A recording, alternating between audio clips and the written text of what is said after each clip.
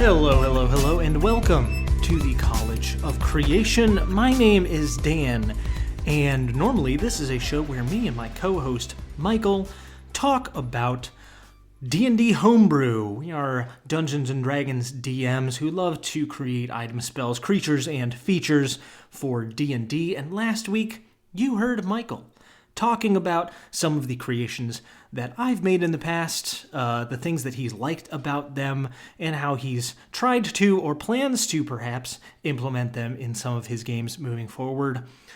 I'm back from my vacation and my time away now. Japan was wonderful, and I'm very excited to get back into this, and I figured that now, this week, is a great time for me to discuss some of the things that Michael has created that I have really enjoyed, and some things that I have started to work into my own games. Michael is so good at creating really creative options for players. I think his approach has always been really very cool to me in that he's very loose and free with his approach. I find myself ending up feeling tied to things that feel really seriously viable within the game structure. And that can be really cool sometimes, but it also means that I think I paint myself into a corner at times and don't let myself get as creative or fun with it as I might otherwise. And I think Michael has just a really great approach in that direction where he's prioritizing what's going to be fun, what's going to be, interesting, and maybe a little bit left field. And I really love that.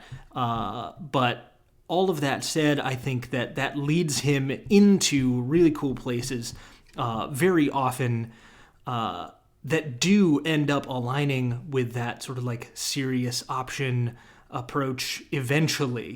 He starts from a different place, but I think he ends up in a place where you end up with something so unique and interesting that you might not otherwise consider within the normal parameters of the game. So I just think that's really, really cool. I wanted to talk about a couple of things from his sort of past creations and go through some of the things that I've tried to use or some of the things that I like the idea of and want to use more. And the first one that I think of, because I think Michael really approaches mechanics of the game and creating new mechanics and new ways to play the game in a really cool and interesting way. He, like me, is such a roleplay focused GM who loves to create options that will have really great narrative potential. And I love that. And I think one of the creations that he made that really encapsulates that is from episode 11, where we were creating spell scroll alternatives. Now, he went kind of in a different direction with this and ended up creating something that was tied to character backgrounds in a really fascinating way. These are Michael's heroic tropes, and these are options for a DM to give small rewards to players based on their background choice. When it came around to time to refresh these ideas a little bit, he added a couple more. So he took 5 backgrounds, 5 of the core backgrounds, the acolyte, the sage, the criminal, the soldier, and the hermit, and created 3 different options that a DM can slot in to a sort of treasure space. The kind of thing that you might find in a loot drop, or the kind of thing that you might find in a city or when interacting with or finding an NPC. If you don't have anything prepped for that sort of thing as a DM, I think it can be really, really difficult to come up with that on the fly in the moment. And I end up, kind of by default going back to pretty standard loot drops that can feel rewarding, but not necessarily personalized. I think this is a great way to make those things personalized. So he has really cool things like godly tokens that the acolyte might find. It's a small object or a token that represents your deity, And as an action, you can clutch the token and beseech your deity to meet with you, spurring on some contact from your deity.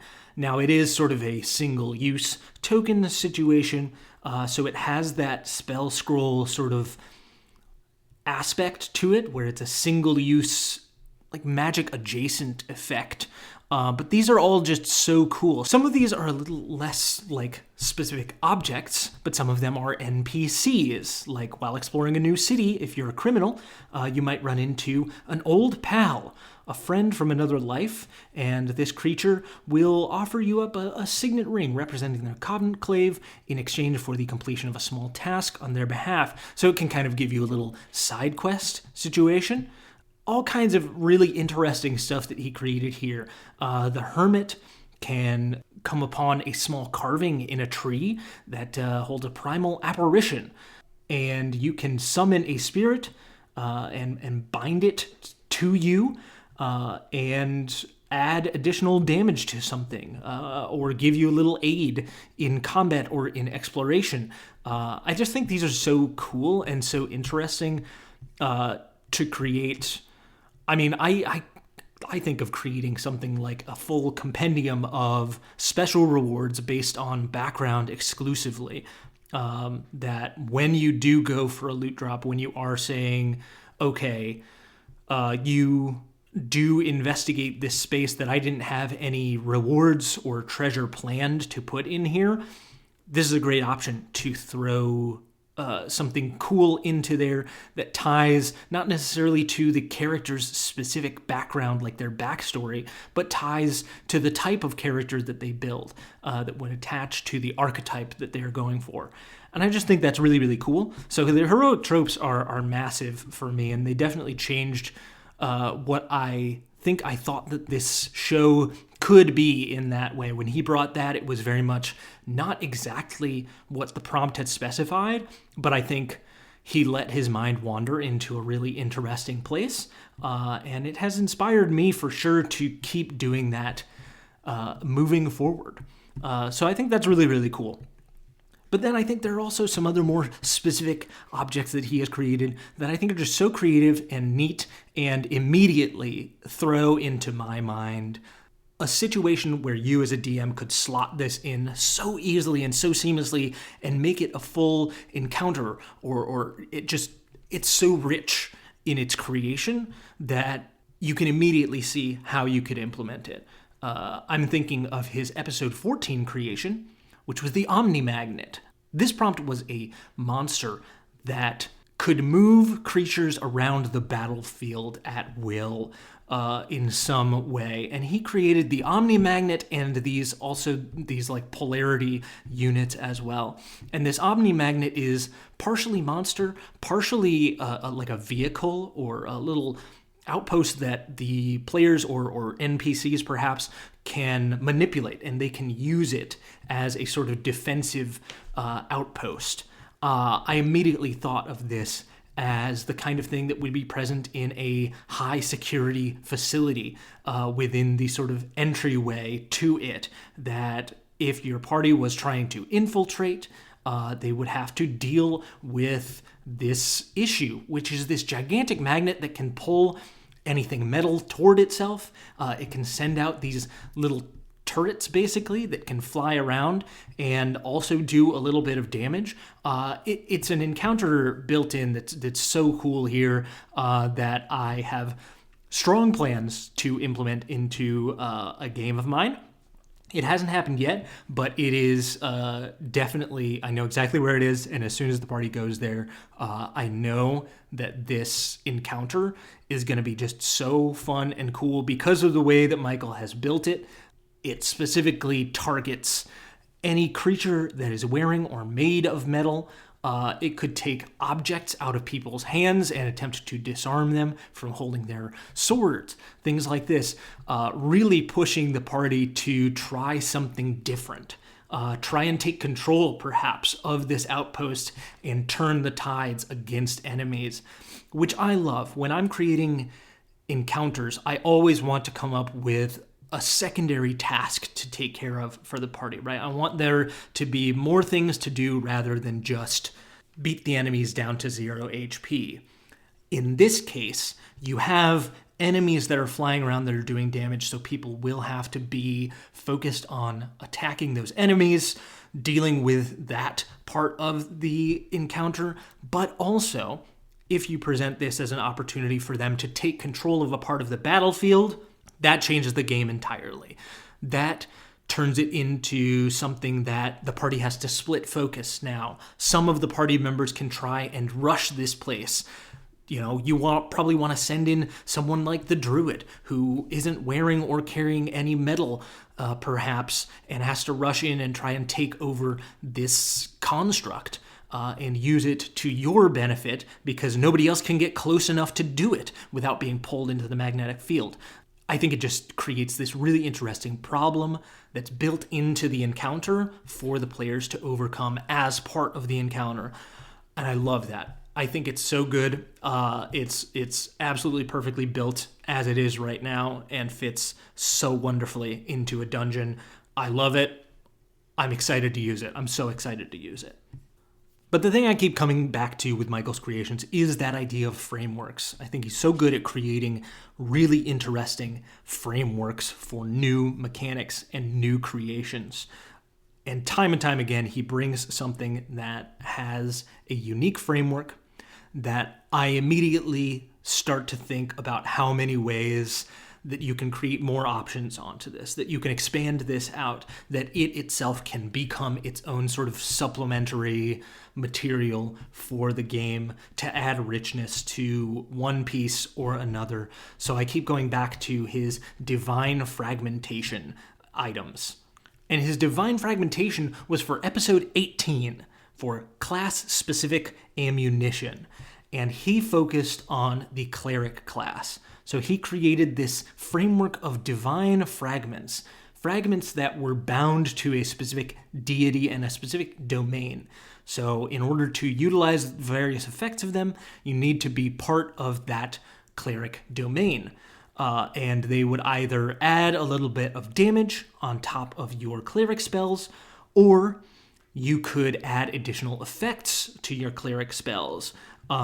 Things like for the knowledge domain, it would add some psychic damage to whatever spell you cast utilizing this fragment, and you would be able to immediately cast the detect thought spell on the target creature or one creature of your choice within 10 feet of the target.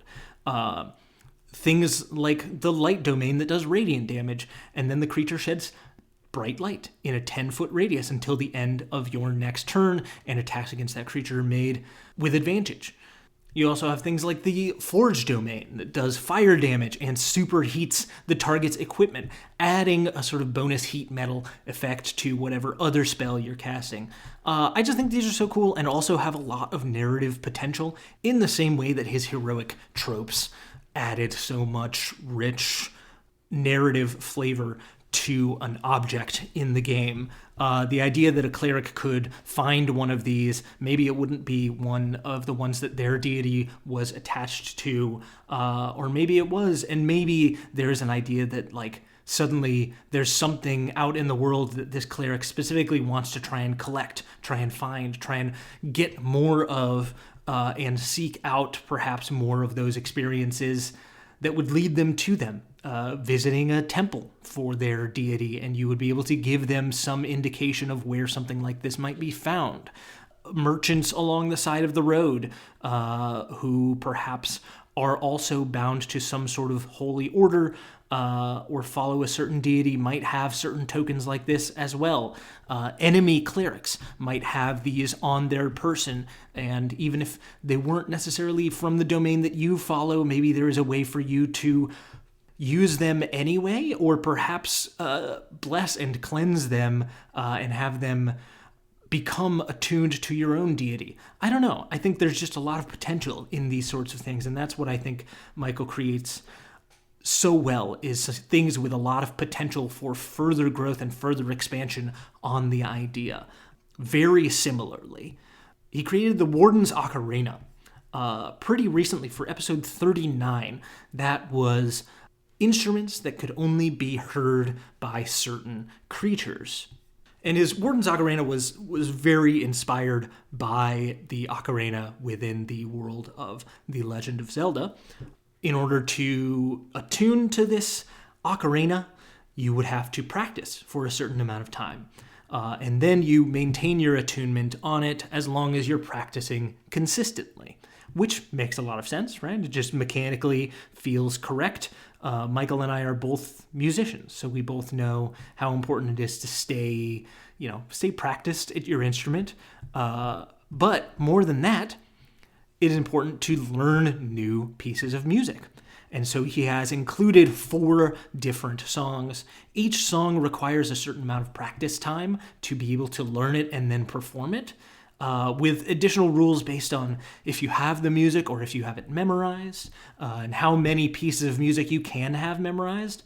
And then when you take the time to play this piece of music, it carries out an effect that is similar to a magical spell effect, but slightly different. Different enough that you wouldn't want to just attach a single spell to it, because it does have some more complexity. So the Hum of the Wild allows you to, over the course of 1 hour, every 10 minutes, you can play these notes, and they can only be heard by beasts. When the hour is complete, one beast of your choice will appear near you. It is friendly to you, can understand your speech, and will follow simple commands that would not lead it into direct and obvious danger. The challenge rating of the beast can't exceed half of your ranger level rounded down, and the beast scurries away once you complete a long rest or begin this melody again. So it's this like summoning-ish feature. It's not exactly the same as like a summon beast or find familiar or even a ranger's sort of beast companion rule set. It's different enough that it creates, I think, such a cool idea in my brain that I would want to create, again, an entire compendium of instruments, types of instruments that can be learned and attuned to, and then the songs that can be played on each type of instrument. Certain instruments may be having a different vibe of effect, a different category of effects.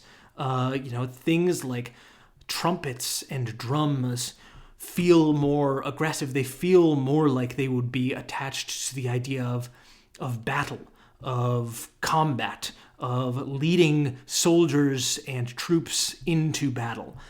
So those things might be more explicitly aggressive, while strings and woodwinds would have entirely different effects because of the tone and style that those things tend to evoke.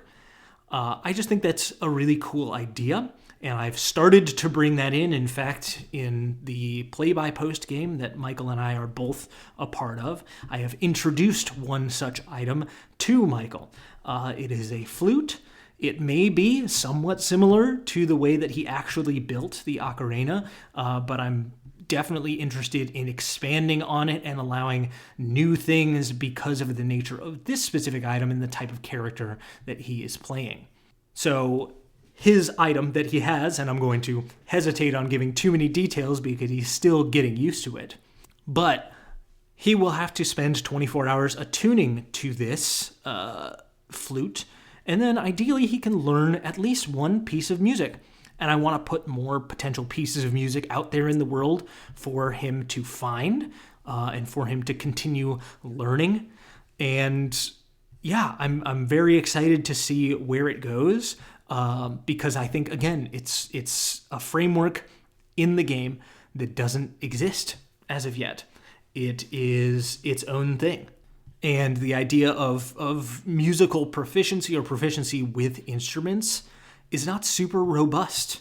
Even in the 2024 rules, what they've added is a little bit more, what checks are required for musical instruments, but it's a very small little section that just says, the ability you're using when you're using a musical instrument is charisma. And in order to play a known tune, it's a DC 10. Or to improvise a song, it's a DC 15, but there's no real sense of what that means. There's no real sense of how you can use that. I think from a DM perspective, the obvious sort of first thought that comes to my mind is, oh, that just means, if you know this song, you can make a performance check. If it's a DC 10, you did a good job. But like, what does that mean? Does that mean you've made friends? Does that mean you can charm a beast? It's unclear. So I really like that Michael has created something that feels robust and feels magical and feels like it really reflects the idea of practicing and gaining proficiency with an instrument. Yes, there are ways in downtime and things to gain new proficiencies in tools and instruments, and all of that is well and good. But again, once you have proficiency, all you can do is use it. And the rest of it is really left up entirely to the narrative at the table, which is fine. And if you've got a good table that's willing to go with the flow and improvise and create fun effects as you go, that's great. But if you are playing with the rules as they exist, everything else is limited, and there isn't really much magical going on there, especially if you're not a bard. And I feel like, having instruments being relegated exclusively to bards is a little disappointing, especially because some backgrounds give you proficiency in instruments. And having characters other than bards be able to play those instruments, having them be able to learn how to play those instruments and play magic-like songs seems really, really cool. There are so many other things that I could talk about with regard to Michael's creations. I think he has a really great skill for taking on the new features that they have added across the game and being willing to play with them and homebrew around them right away. Even with a little bit less familiarity, just because of how new some of these features are, he's willing to play around with them, test, explore, experiment.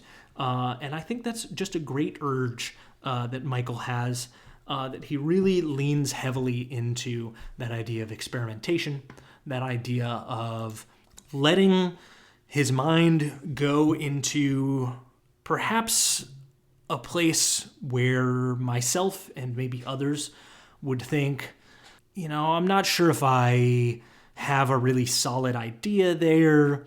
I'm not sure if that really fits vibes-wise with the way this mechanic was sort of intended to be used. I don't know, and kind of hem and haw a little bit. I think Michael is great at just letting it rip, and that's so cool for me. I know that Michael spoke at length, very graciously, and I must thank him from the bottom of my heart for the kind words about my, the level of proficiency and expertise that I bring to my creations. Far too generous. I don't claim to be an expert in any way whatsoever, but I really appreciate Michael saying that. And I think on the flip side of that is that I do think I tend to be very rigid because of my knowledge base that does keep me more in a box. And I think Michael is really resistant to being put in that box in a way that is very inspiring. I think too often folks like myself, or maybe even with further system mastery than myself, can get really focused on that aspect of it. And that can really lead to a lot of the insular nature that we've seen, especially in D&D 5th edition, and even before, there is a very strict adherence to the way the game ought to be played.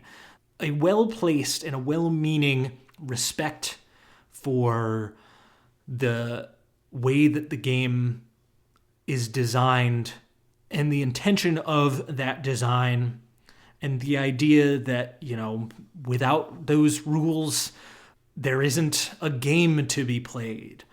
And I think in some ways that is useful. And in some ways that is very well-meaning and correct, that, the rules are what makes it a game. The rules are what makes it interesting and creates the opportunity for players and DMs to find interesting things to do within the set of rules that is given. But I also think it keeps us from growing at times. It keeps us from pushing those boundaries and testing those boundaries because we've become so very beholden to what is there. We sort of forget a little bit sometimes, I think, about what is possible because all of this is make-believe. All of this is made up. Every rule at some point was thought up out of the blue.